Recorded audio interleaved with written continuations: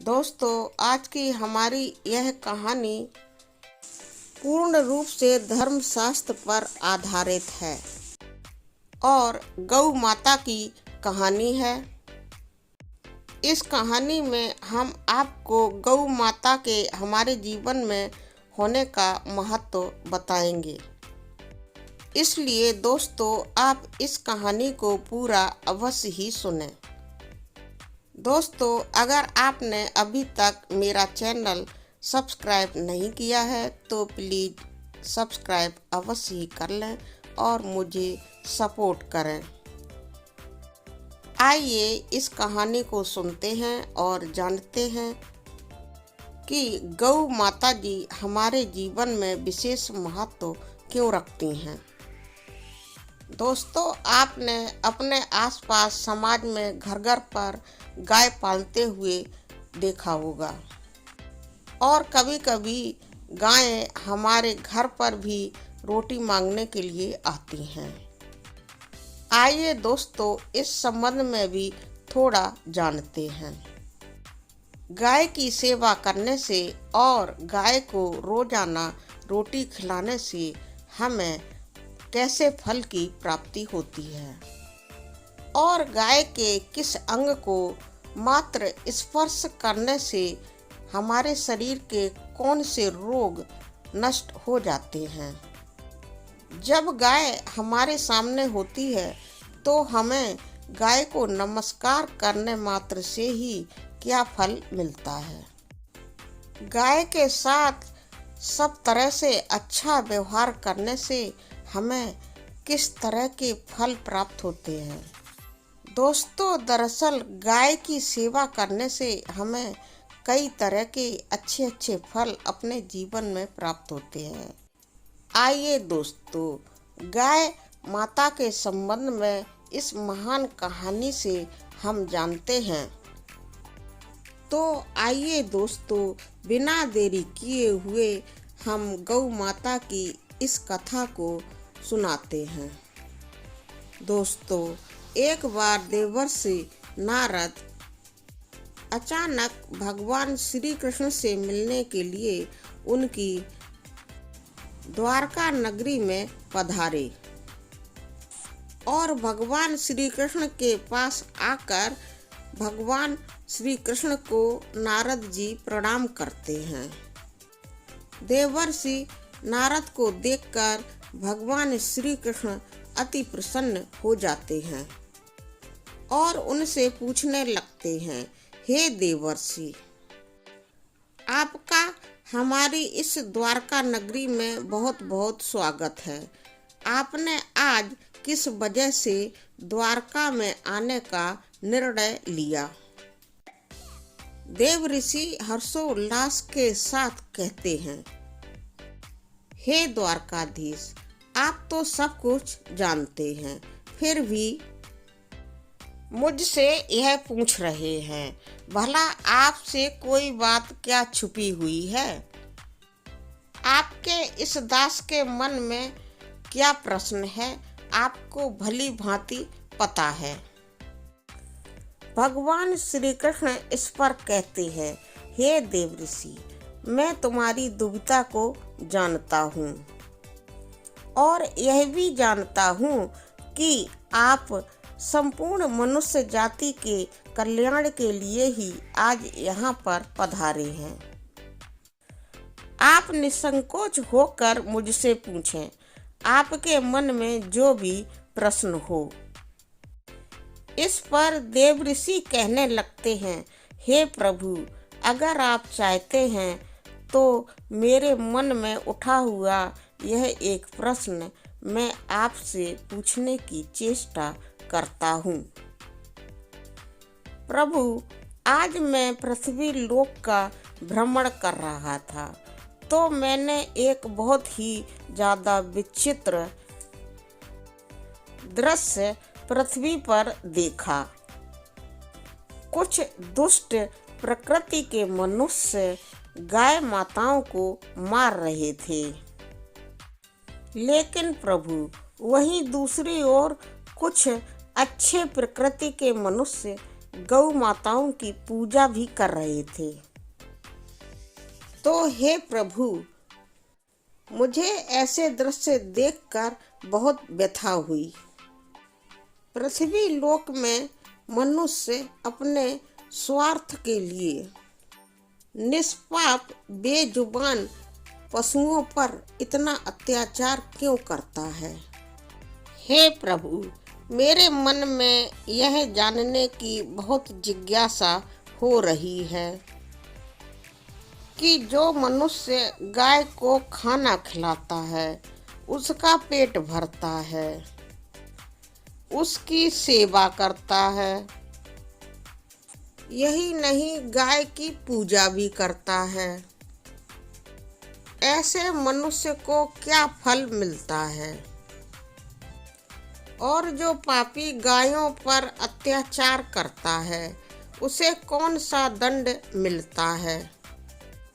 इस प्रकार से नारद देवर्षि के द्वारा पूछे जाने पर श्री कृष्ण जी मुस्कुराते हुए कहने लगते हैं, हे देवर्षि, आपने बहुत ही उत्तम प्रश्न किया है।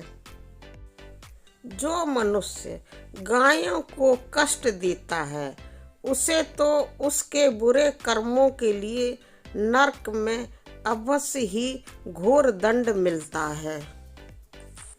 किंतु जो मनुष्य गायों की सेवा करता है, उसे खाना खिलाता है, उसकी पूजा करता है, उसे उत्तम लोकों की प्राप्ति होती है। गायों की उत्तम सेवा करने पर पृथ्वी लोक में और परलोक में मनुष्य को कौन सा फल मिलता है, मैं आपको इस कथा के माध्यम से समझाता हूँ। हे देवर्षि, दोस्तों, आपसे निवेदन है कि भगवान श्री कृष्ण के द्वारा नारद जी को सुनाई हुई इस कथा को आप भी बहुत ध्यान से सुने और इसके अच्छे विचारों को अपने जीवन में सुख समृद्धि पाने के लिए अवश्य ही उपयोग में लाएं। आगे अब हम लोग भगवान श्री कृष्ण के द्वारा बोली हुई इस कथा को ध्यान से सुनेंगे। भगवान श्री कृष्ण के अनुसार इस कथा को जो भी मनुष्य सुनता है, उसके समस्त पाप नष्ट हो जाते हैं और उसके जीवन में धन धान्य की पूर्ति हो जाती है। पूरा जीवन सुखपूर्वक गुजारने के बाद वह मृत्यु होने के बाद मेरे गोलोक में मुक्ति पाने के लिए जाता है। मेरे को धाम में उसे मोक्ष प्राप्त हो जाता है। यह सुनकर देवर्षि नारद कहते हैं, हे भगवान द्वारकाधीश, मेरा यह परम सौभाग्य है कि आपके मुख से मुझे यह कथा सुनने को मिल रही है। मैं आपके द्वारा बोली हुई इस कथा को बहुत ध्यान से सुनूंगा और पृथ्वी लोक पर मनुष्यों में इस कथा का प्रचार भी करूंगा। भगवान श्री कृष्ण कहते हैं, हे देवर्षि, प्राचीन काल की बात है। पृथ्वी लोक पर वैवत्सव मुनि के वंश में एक दिलीप नाम के राजा हुए। राजा दिलीप धर्म के मार्ग पर चलने वाले चरित्रवान, गुणी एवं महापराक्रमी थे। उन्होंने धैर्यपूर्वक धर्म के अनुसार पृथ्वी के नियमों का पालन किया और अपनी प्रजा को सदैव ही प्रसन्न रखा। उनकी प्रजा सदैव ही उनसे प्रसन्न रहती थी, मगर पड़ोसी देश की राजकुमारी राजा दिलीप की पत्नी थी। उसका नाम सुदक्षिणा था। दोस्तों, विवाह के बाद से ही राजा दिलीप और रानी सुदक्षिणा बहुत प्रेम से रहते थे और अपने जीवन में बहुत प्रसन्न थे। लेकिन विवाह के कई वर्षों के उपरांत भी रानी सुदक्षिणा के गर्भ से कोई संतान पैदा नहीं हुई।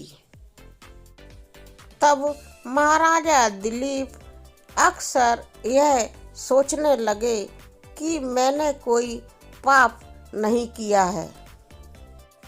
मैंने तो अपने जीवन में धर्म के अनुसार ही, सारे नियमों के अनुसार ही सारे कार्य किए हैं। फिर मेरे किस दोष के कारण मुझे संतान प्राप्त नहीं हो रही है। ऐसा सोचकर राजा बहुत चिंतित हो गए और राजा के मन में एक विचार आया कि मेरी इस संतान प्राप्ति की समस्या का समाधान केवल गुरु वशिष्ठ ही कर सकते हैं। वे ही मेरे जीवन में दोष के बारे में बता सकते हैं और वे ही मुझे संतान प्राप्ति का कोई नया उपाय बताएंगे। इतना सोचने के उपरांत महाराज दिलीप अपनी पत्नी सुदक्षिणा के साथ गुरु वशिष्ठ जी के आश्रम पर पहुंच गए।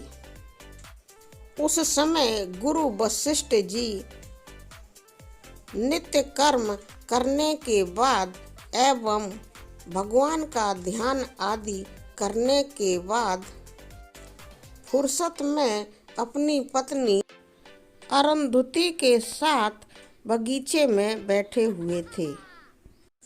उसी समय महाराज दिलीप महारानी के साथ उनके पास जाते हैं और गुरु वशिष्ठ और उनकी पत्नी अरुंधति का दर्शन करते हैं। गुरु वशिष्ठ ने महाराजा दिलीप का और उनकी पत्नी अरुंधति ने महारानी सुदक्षिणा का स्वागत किया। ऋषि की पत्नी अरुंधति ने महारानी का विशेष स्वागत सत्कार किया और उनका हाल चाल भी पूछा। वशिष्ठ जी राजा दिलीप से कहने लगे, हे राजन, सब कुशल मंगल तो है ना? महाराज, आज अचानक इस घने वन में आपका एवं महारानी का पधारने का क्या प्रयोजन है? भला किस कारण से आपको अपना राजपाट छोड़कर इस वन में आना पड़ा?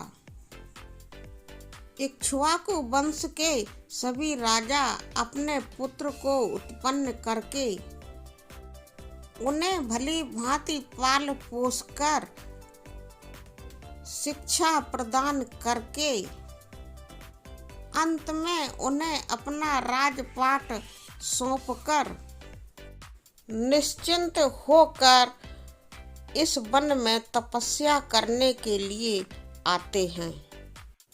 किंतु आप तो अभी बिल्कुल जवान हैं और आपने अभी अभी ही अपने राज्य का कार्यभार संभाला है। आज इस तरह अचानक मेरी कुटियाओं में पधारने का महाराज क्या कारण है? किस कारण से एक महान सम्राट को अपना राजपाट छोड़कर इस घने वन में आना पड़ा? ऐसी क्या समस्या है महाराज? आपने तो अभी तक अपना कोई पुत्र भी उत्पन्न नहीं किया है, फिर आप ऐसे अपना राजपाट छोड़कर इस वन में क्यों चले आए? ये आप जैसे महान सम्राट को बिल्कुल शोभा नहीं देता है। फिर महाराज दिलीप कहते हैं, हे महर्षि, मैं आपके पास इस वन में तपस्या करने के लिए नहीं आया हूँ। मैं तो आपके पास सहायता मांगने के उद्देश्य से आया हूँ। कृपया आप मेरी सहायता कीजिए, मैं बहुत ज्यादा दुख में हूँ। फिर गुरु वशिष्ठ कहते हैं, हे महाराज, आपके जैसे सम्राट को भला मुझसे क्या सहायता चाहिए? आप तो स्वयं ही सभी की सहायता एवं रक्षा करने में पूर्ण सक्षम हैं। महाराज दिलीप आगे कहते हैं, हे गुरुदेव, मैं आपके पास यह जानने के लिए आया हूँ कि किस दोष के कारण मुझे आज तक पुत्र की प्राप्ति नहीं हुई है। कृपया आप अपनी दिव्य शक्तियों से यह जानकर मुझे मेरा दोष बतलाइए और उस दोष के निवारण के लिए उपाय भी आप अवश्य ही बताइए। पुत्र प्राप्ति के बिना मेरा जीवन व्यर्थ हो जाएगा, मुझे मुक्ति ही नहीं मिलेगी। तब ऋषि वशिष्ठ कहते हैं, हे राजन, ये तो बहुत आश्चर्य की बात है कि आपको संतान नहीं है। खैर, मैं आपकी हर संभव सहायता अवश्य ही करूँगा। फिर महर्षि वशिष्ठ अपनी दिव्य शक्तियों से महाराज के भूतकाल को देखने लगते हैं और उन्हें राजा की एक भूल के बारे में पता चलता है। महर्षि राजा से कहते हैं, हे राजन, आपसे एक बड़ी भूल हो गई है जिसका आपको अभी तक ज्ञान नहीं है। जब आप इंद्रलोक में देवराज इंद्र से मिलकर लौट रहे थे, तभी मार्ग में एक कल्प वृक्ष के नीचे खड़ी गाय और उसके बछड़े को आपने दुर्लक्ष्य कर दिया था, यानी कि नजरअंदाज कर दिया था। वह गाय और उसका बछड़ा बहुत भूखे थे।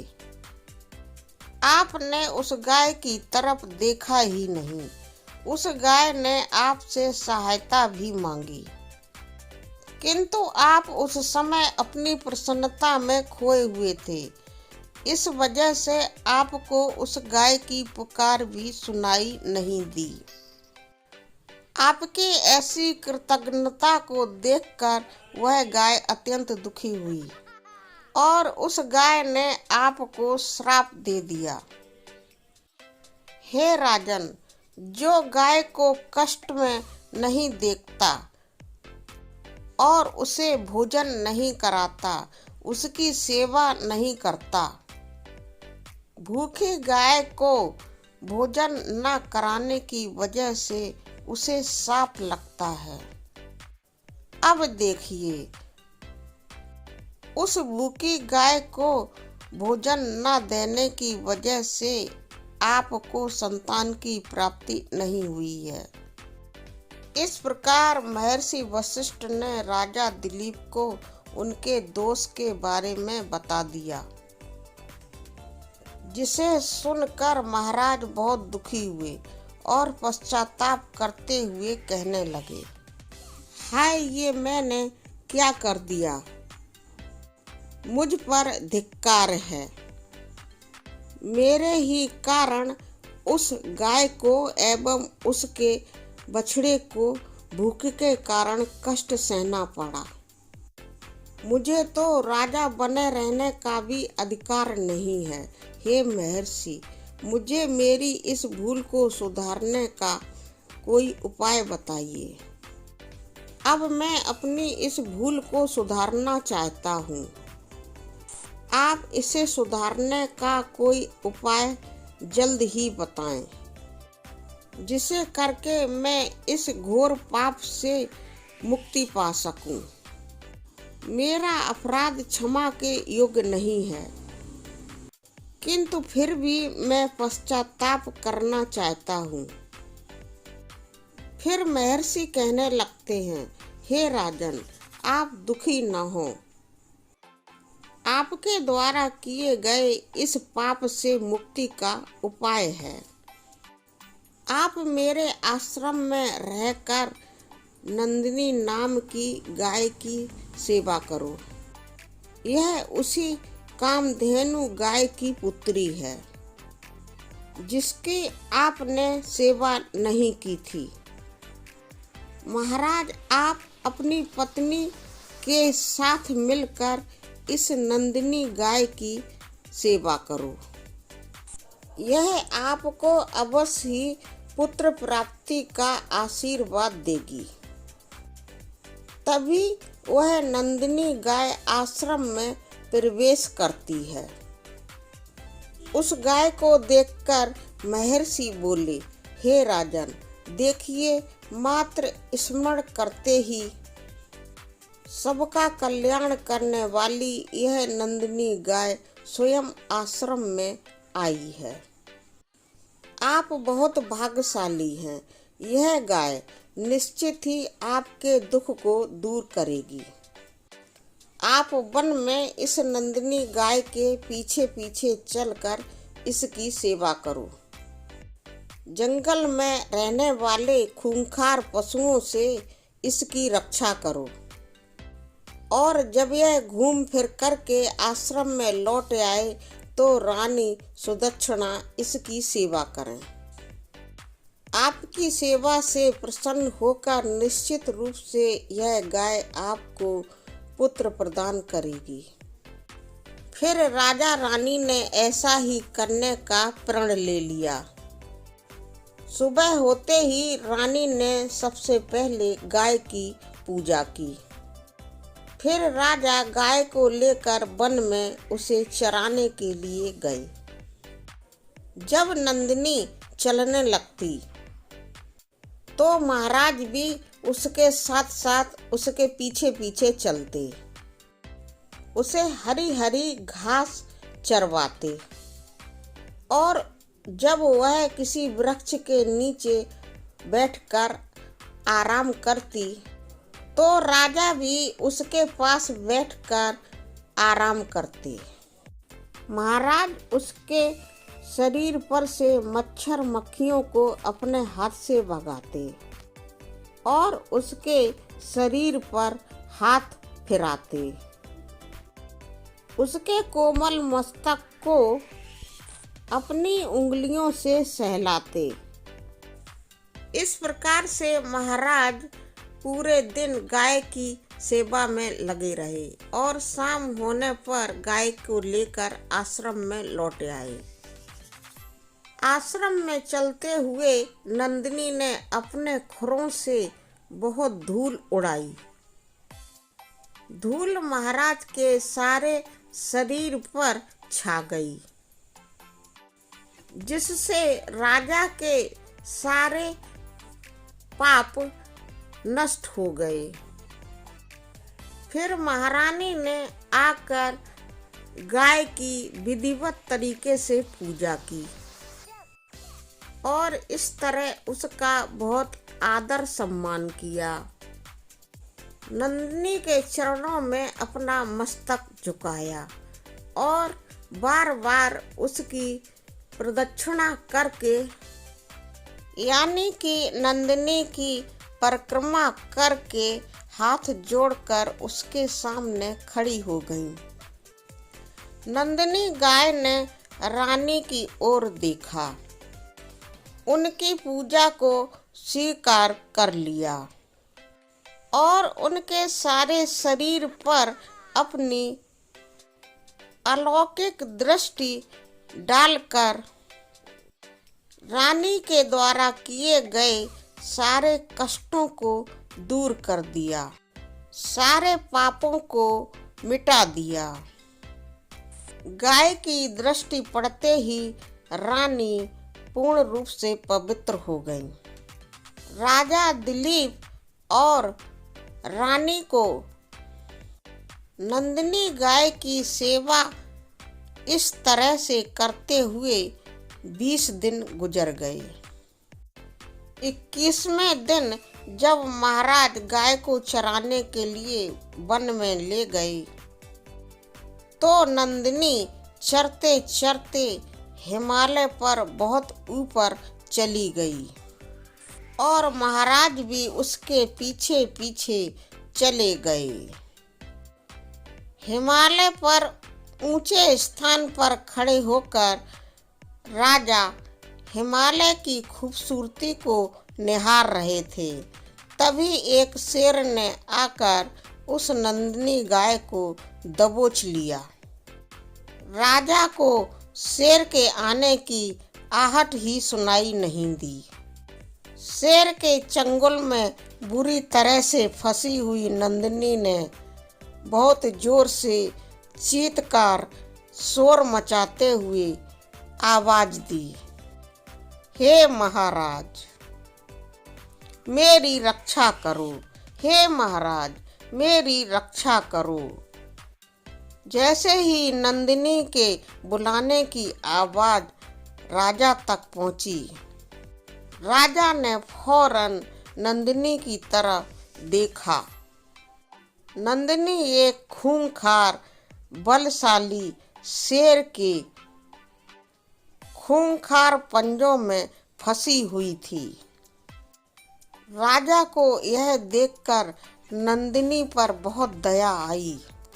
उन्होंने नंदिनी को बचाने के लिए आओ देखा ना ताओ फौरन अपना बाण निकाला और धनुष पर बाण को चढ़ा लिया। जल्दी से प्रत्यंचा खींची। उसी समय उस खूंखार शेर ने महाराज की ओर देखा। महाराज ने जैसे ही उसकी नजरों की तरफ देखा, महाराज डर गए और शक्तिहीन हो गए और उनके शरीर का सारा बल नष्ट हो गया। अब उनके शरीर में शेर को मारने के लिए बाण छोड़ने की भी शक्ति नहीं रही। डरी हुई स्थिति में महाराज को देखकर वह शेर बोला, हे महाराज आपके अंदर मुझे मारने की शक्ति ही नहीं है। मेरे ऊपर प्रहार करना तुम्हारे बस की बात नहीं है, क्योंकि भगवान शिव भी मेरे ऊपर पैर रखकर ही नंदी पर बैठते हैं।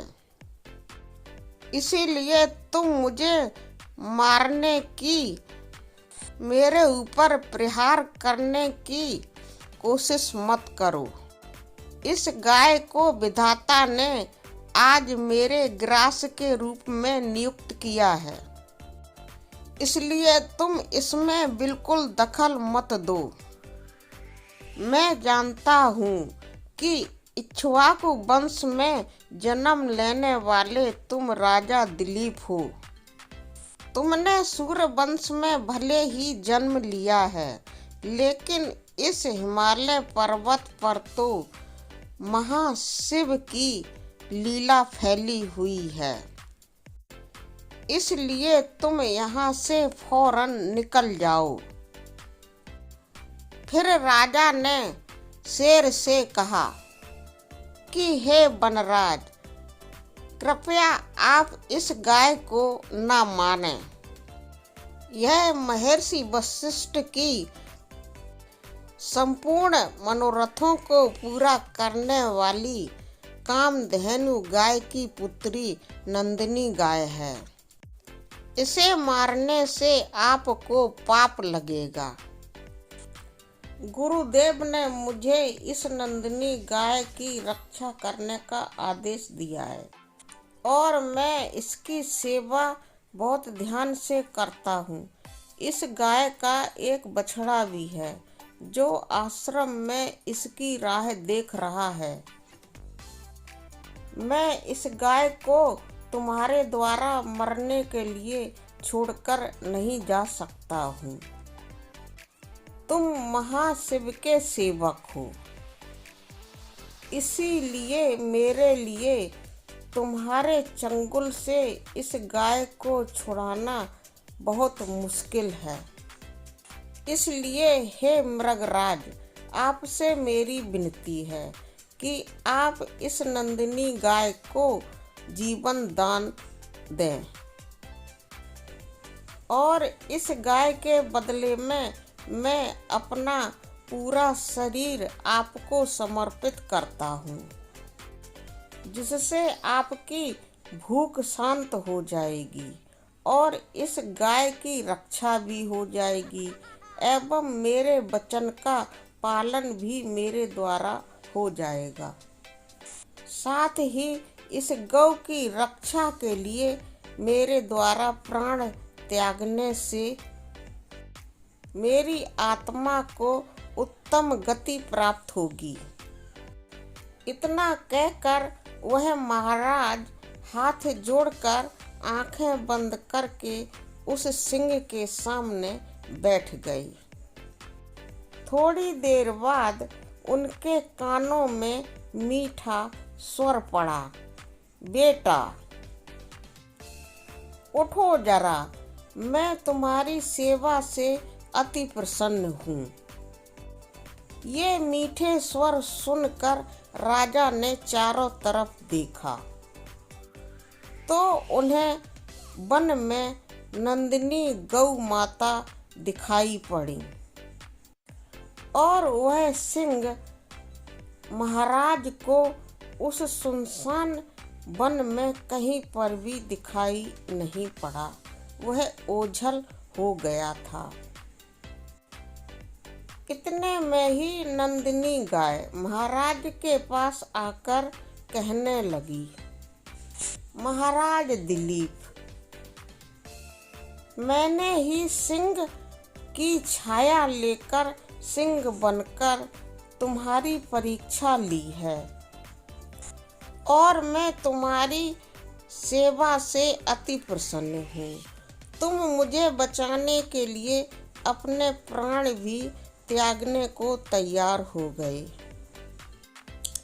आप अब मेरी चिंता न करें, क्योंकि यमराज भी मेरे प्राण नहीं ले सकते हैं।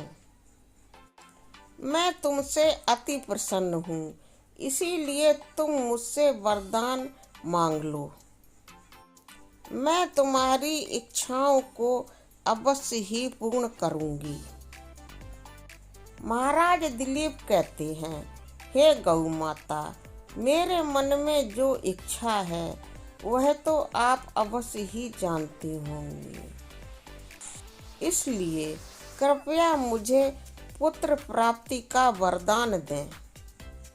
मेरी यही आपसे कामना है। फिर गौ माता नंदिनी कहती हैं, हे राजन,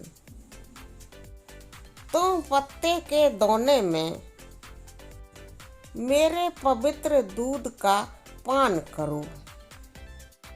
ऐसा करने से तुम्हें गुणवान, शीलवान, चरित्रवान, अत्यंत वीर, कर्तव्य परायण चिरंजीवी पुत्र की प्राप्ति होगी। गौ माता की आशीष भरी बातें सुनकर राजा दिलीप ने कहा, गौ माता, अभी तो मैं आपकी मृदु बातों को सुनकर ही बहुत तृप्त हो गया हूँ। हे गौ माता, अतः अभी तो आप मेरे साथ पहले आश्रम में चलिए।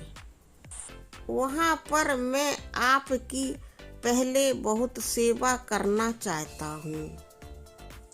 आपकी परिक्रमा करके आपकी आराधना करना चाहता हूँ और इस तरह से मैं अपने अनुष्ठान को पूर्ण करना चाहता हूँ और इसके बाद मैं आपके अमृत समान दूध का अवश्य ही पान करता हूँ। इसके बाद राजा उस गाय को लेकर आश्रम में पहुँचते हैं। वहाँ पर रानी सुदक्षिणा गाय का स्वागत करती हैं, उसकी सेवा करती हैं, उसकी आरती भी उतारती हैं। गाय की आराधना करके गाय की परिक्रमा करती हैं। तब नंदिनी गाय ने अति प्रसन्न होते हुए रानी से कहा, हे रानी, आप मेरी पीठ को स्पर्श करते हुए अपने हाथों से सहलाएं।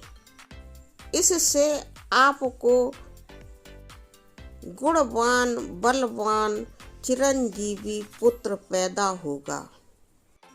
अब राजा और रानी ने गाय को पीठ को स्पर्श करते हुए गाय की सेवा की, गाय की पूजा अर्चना की। विधिवत तरीके से नंदिनी गाय की परिक्रमा की और उसके दूध को अमृत पान समझकर पान किया।